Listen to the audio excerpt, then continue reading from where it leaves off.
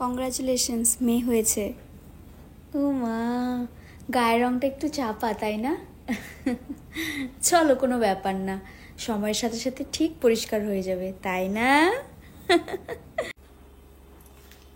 একটু কম খা, মোটা হয়ে যাবি, তখন লোকে মোটি বলে খেপাবে, বুঝলি? মা, আমি কলেজ যাচ্ছি। আরে দাঁড়া দাঁড়া, এই নে, এই ওড়নাটা মুখে বেঁধে নে, বাইরে যে রোদ, কালো হয়ে যাবি।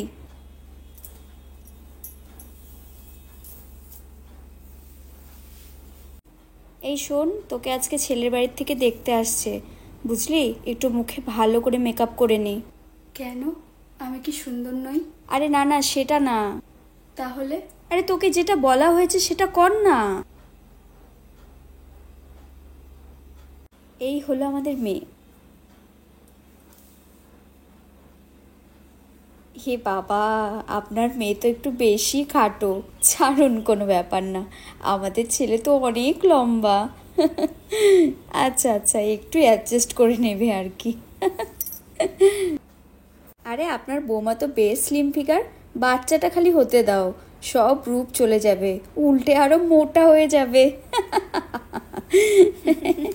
আরে আরে, কংগ্রাচুলেশনস।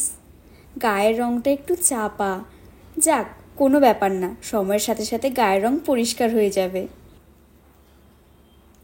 সময়ের সাথে সাথে রং পরিষ্কার হোক বা না হোক, আমরা যদি আমাদের এই ভাবনাগুলোকে পরিষ্কার করি, তাহলে হয়তো সব রঙই ভালো লাগবে, তাই না?